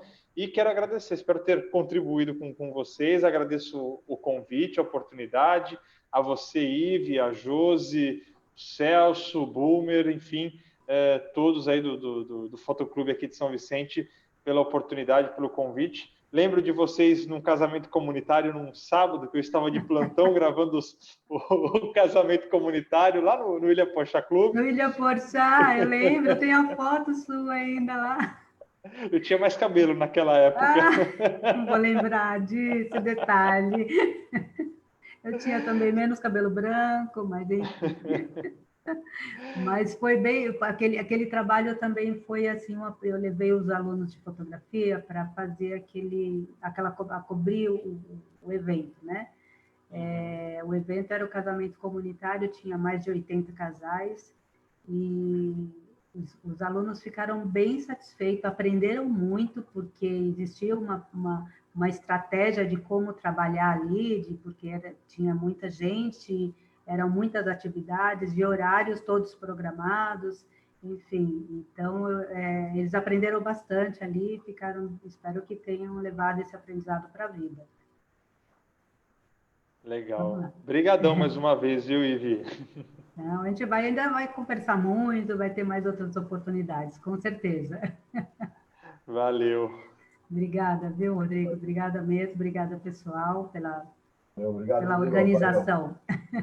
Show de bola. Quero agradecer ao Rodrigo pelo seu sim, primeiramente, né, de estar aqui com a gente hoje, dizer que o festival teve só a somar com a sua presença, então, meu muito obrigada. E a gente poder bater um papo com uma pessoa com vasta experiência, com bastante coisa para compartilhar, foi muito bom, foi um prazer, viu, Rodrigo? Obrigada mesmo. Legal, eu que agradeço, Josi.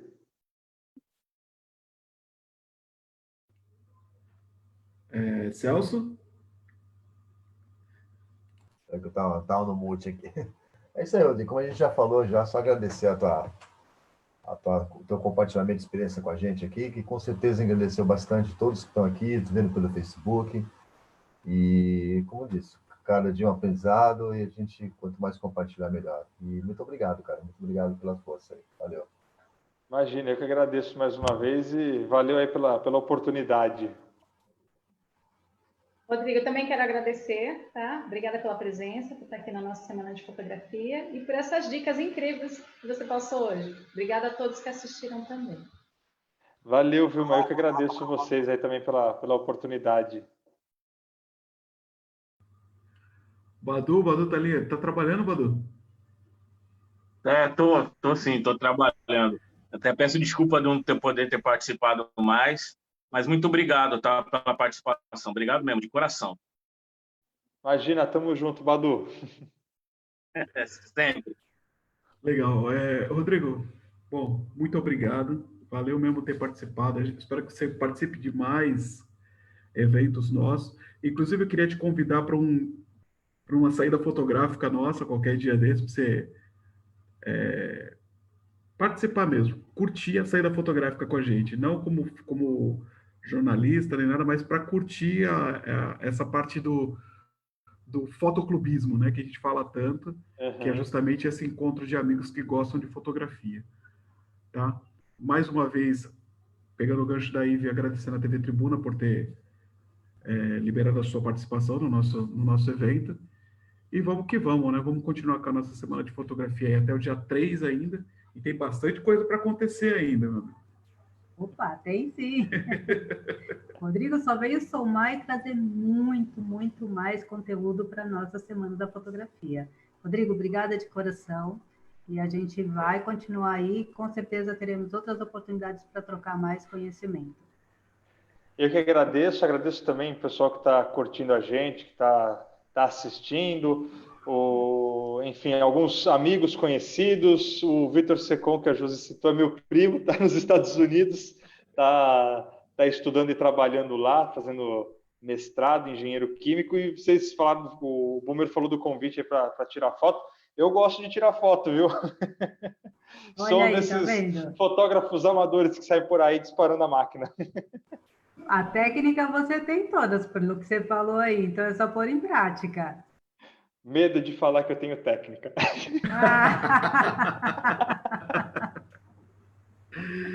Ai, gente. Valeu mesmo, muito obrigada, viu? Foi uma noite super agradável e eu tenho certeza que o pessoal que está lá, ao vivo, lá no Facebook, também gostou muito da sua participação. Muito obrigada e tenha um bom fim de semana. A gente vai Eu que aguardar agradeço, gente. A gente vai aguardar o teu salve lá no jornal, hein, cara? Opa, vamos lá. Vou dar um bom dia assim amanhã. Sextou! Boa. Tá certo, Gente, valeu, boa noite. querido. Obrigada, viu? Boa Obrigada noite. Valeu, mesmo. gente. Beijo. Obrigadão, viu? Tudo de bom. Boa noite. Tchau. Boa noite. Hoje quem fica para apagar a luz sou eu. Tem que alguém fechar a casa, né? Tá certo, então. Tchau, gente. Boa noite. Tchau, gente. Boa noite. Até amanhã, né? Amanhã tem mais. Amanhã, deixa eu só lembrar o pessoal que está ali no Facebook, que amanhã a gente tem a palestra com o Cláudio Feijó. Cláudio Feijó é o jurado do programa Arte 1 na Fotografia, no canal de TV Arte na Fotografia.